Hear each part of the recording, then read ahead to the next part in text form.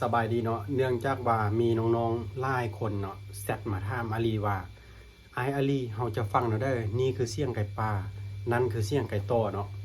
เพราะว่าไปโตไก่แต่ละเทื่อนี่ระแวงทุกคนเพราะว่าบางคนเนาะห้ากะลิ้นไก่มาห้ากะต่อไก่มายังแยกบ่ออกว่าเสียงไก่ป่ากับเสียงไก่โตมันเป็นเนาะได้เนาะเพราะว่าไก่โตบางโตเนาะขั้นม่วนเสียงคือไก่ป่าโดยเฉพาะแม่นซ้าย F เนาะ F2 F3 สิไปต่อบางคนก็มีฮอต F1 เนาะฝึกมันคุ้นๆเราไปต่อสินะเราเสียงมันม่วนคือเสียงไก่ป่าเฮาสิแยกออกแนวได้เนาะถ้าผิดทึกอันนั้นก็ขอโทษขออภัยเนาะแต่ว่าอาลีสิมาเว้าจะเกี่ยวกับประสบการณ์ที่ตัวเองเคยไปต่อเคยไปได้ยินเคยไปฮู้ในป่ามาทุกคนอาลีก็จะเว้าไปตามนั้นเลยเนาะสำหรับเสียงไก่ป่าเว้าเสียงไก่ป่าก่อนเลยสำหรับเสียงไก่ป่าเนาะ บ่ว่าจะอยู่เมืองได้เครื่องได้ก็แล้วแต่เนาะไก่ป่ามันจะเป็นแบบนี้เมื่อทุกคนเมื่อทุกบอนเนาะยามเช้าๆทุกคน3 5 6 บาทหรือว่า7 บาทในยามมันห้าวสุดๆเนี่ยประมาณนี้แหละมันยามเช้าๆเนาะมันจะคั่นอยู่เทิงคอนมันจะตีปีกคั่นอยู่เทิงคอนเนาะหลังจากที่เราไปนะประมาณนั้นบ่มีภาคจักเทื่อดอกว่าแบบไปฮอดตอนเช้าปุ๊บแล้วจะไปวางไก่โตไปวางไก่โตแล้วก็ปล่อยให้ไก่โตคั่นตอนดึกๆเลยบ่มีเนาะปะให้ไก่ป่ามันคั่นก่อนมันนั้นเรายังปล่อยไก่โตเฮาเพราะฉะนั้นแล้วเราต้องฟังดีๆทุกคนไก่ป่าเนาะตอนเช้าๆมันจะคั่นอยู่คอนมันจะคั่นอยู่บอนเดียวอยู่เนาะมันจะคั่นอยู่บอนเดียวเพราะว่ามันยังบ่ได้ลงคอเดือยามนี้มันอาจจะลงไปเนาะ6:30หรือว่า7:00นมันก็ลงแล้วแต่ว่ายามฤดูหนาวนี้มันอาจจะลงช้าหน่อยนึง7:30 5 8 โมงก็ว่ากันไปเนาะเพราะว่ายามนั้นมันบ่อยากห้าวปานใดมันยังหนาวเนาะมันยังวอร์มความอบอุ่นเนาะใจคนขิงมันอยู่ถึงคอนไหมสินะเพราะฉะนั้นเราต้องฟังดีๆ5 5 6 5 3 5 7 บาทสินะมันยังจะคั่นอยู่ถึงคอนมันนั่นเพราะฉะนั้นแล้วเราต้องฟังดีๆเดี๋ยวแป๊บหนึ่งมันก็มิดซึ่งมันต่างจากไก่ต่อเนาะหลังจากที่เราฟังเสียงไก่ป่าเรียบร้อยแล้วมันคั่นหยุดแล้วเนาะเอาไก่ต่อมาวางบัดนี้เอาไก่ต่อมาวางอยู่ถึงคอนนะเฮาบ่ว่าเฮาสิต่อคืนหรือว่าต่อโป่งล่างหยังก็แล้วแต่เนาะต่อปืนสินะเสียงไก่ป่าคั่นปึ๊บสิคือสไตล์อาลีเนาะเสียงไก่ป่าคั่นปึ๊บเซาแล้วฮู้ละจุดนี้อย่าไปมั่วมันบ่ต้องไปมั่วมัน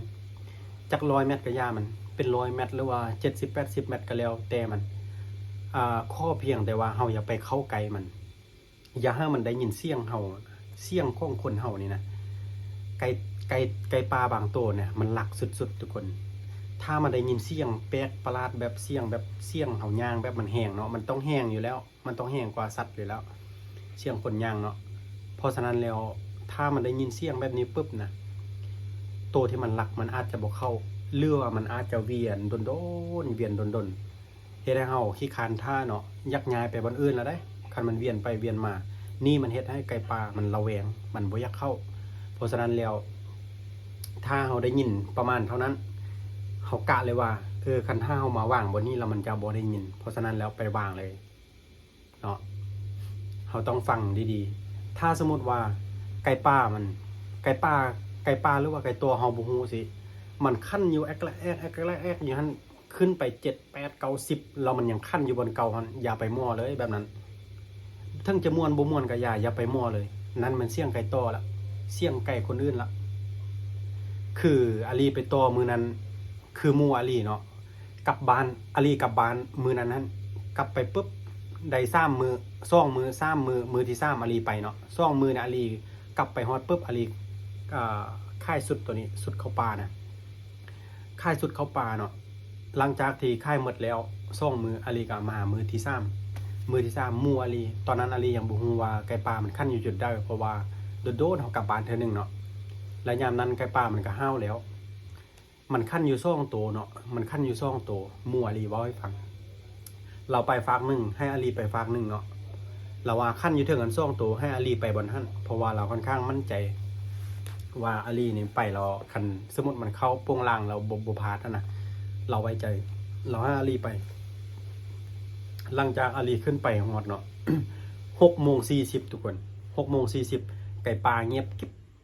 บ่คั่นจักโตเลยเงียบกิ๊บอาลีก็ย่างขึ้นไปเนาะ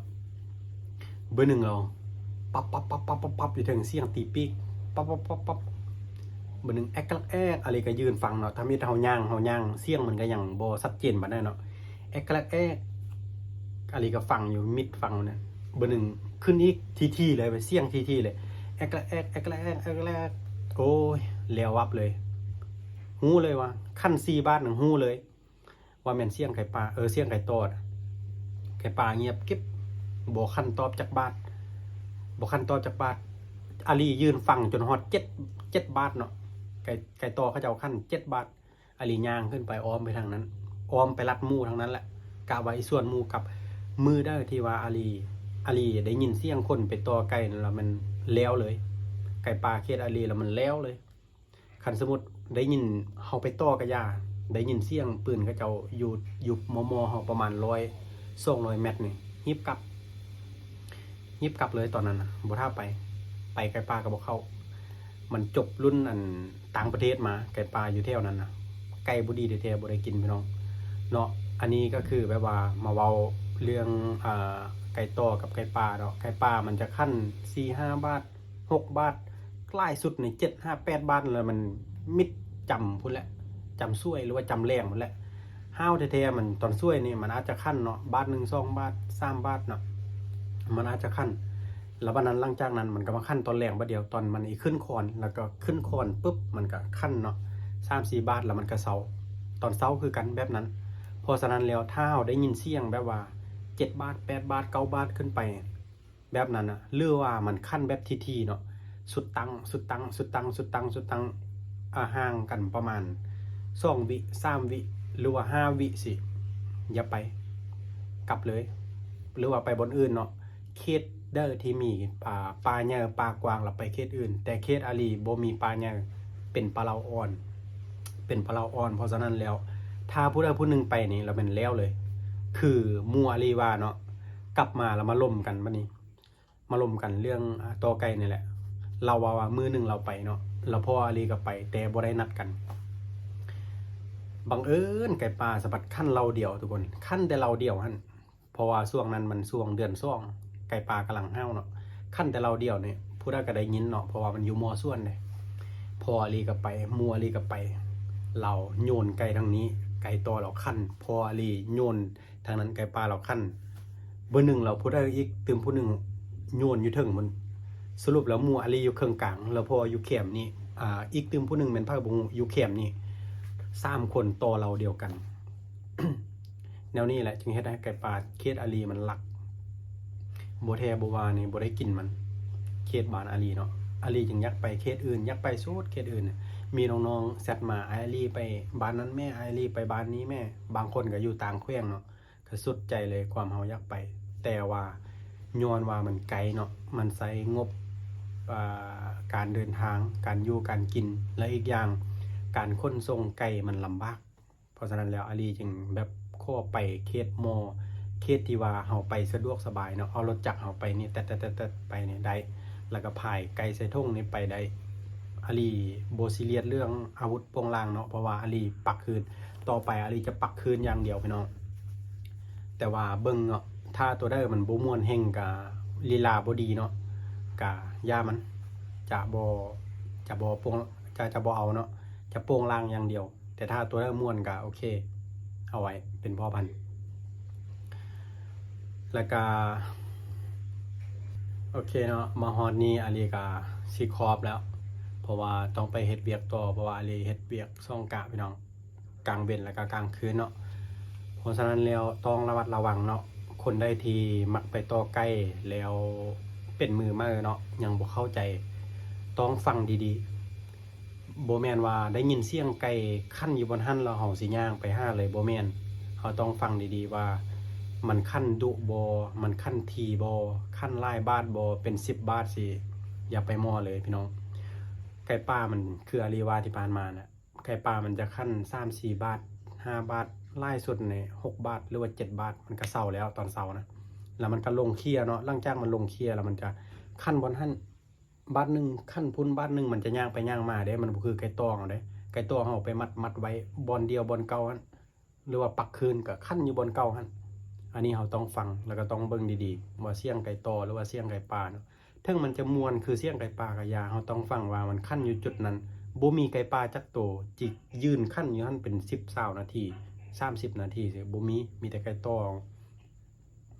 แต่คันถ้าตอไก่เนาะประมาณ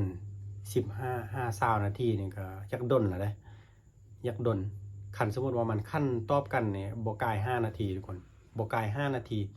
มาแน่นอนเนาะตีแน่นอนหรือว่าเฮาโปร่งลางได้แน่นอนเนาะเพราะฉะนั้นแล้วฝากถึงน้องๆที่กำลังเข้าป่าต่อไก่มามาเนาะต้องระมัดระวังเพื่อความปลอดภัยของตัวเองและก็คนอื่นแล้วก็บ่ให้เสียหายแบบว่าเฮาบ่ฮู้สิเฮาไปมั่วสมมุติว่าเฮาบ่ไปต่อไก่อยู่เฮาได้ยินเสียงไก่ป่าเสียงไก่ต่อเนาะเขาคั่นเฮาบ่ฮู้ย่างไปหาเขาแล้วไปโป้งล่างสิถึกไก่ตัวที่มันดีๆไก่ที่มันราคาแพงๆของเขาสิมันก็เสียเข้าเนาะเพราะฉะนั้นแล้วต้องระวังต้องเบิ่งดีๆเนาะเพื่อว่าบ่ให้เสียหายทั้งสองฝ่ายนั่นแหละพี่น้องเนาะขอบใจหลายๆเนาะขอบใจที่น้องๆยังมาติดตามรับชมแล้วก็พี่น้องคนไทยหลายๆคนเนาะมาติดตามชมแล้วก็ถามว่าอาลีเป็นคนอยู่ไสมาแต่ไสเนาะอาลีเป็นคนเมืองและแขวงหลวงมาบางแล้วก็ถ้าพี่น้องคนไทยคนใดเนาะที่ฟังภาษาลาวบ่ออกหรือว่าตัวได้บ่เข้าใจก็อย่าลืมคอมเมนต์ถามได้พี่น้องเพราะว่าอาลีก็เว้าได้เว้าภาษาใดอยู่เนาะเขียนกับเป็นพิมพ์ก็ได้แอดไลน์มาก็ได้เนาะถ้าอยากไปเที่ยวเมืองลาวหลวงมาบางก็สามารถติดต่อถามข่าวอาลีได้คือกันเนาะพี่น้องเนาะถามข้อมูลใดเดี๋ยวอาลีฮู้ตัวนั้นอาลีจะตอบตัวนั้นไปเนาะหรือว่าอาลีเว้าตัวได้ผิดพลาดก็ขอโทษขออภัยเนาะหรือว่าถ้ามันเป็นความรู้ก็นำเอาเป็นประสบการณ์เนาะตัวได้ดีก็เอาเป็นประสบการณ์เพื่อความปลอดภัยคืออาลีว่าแหละเนาะขอบใจหลายทุกคนสบายดี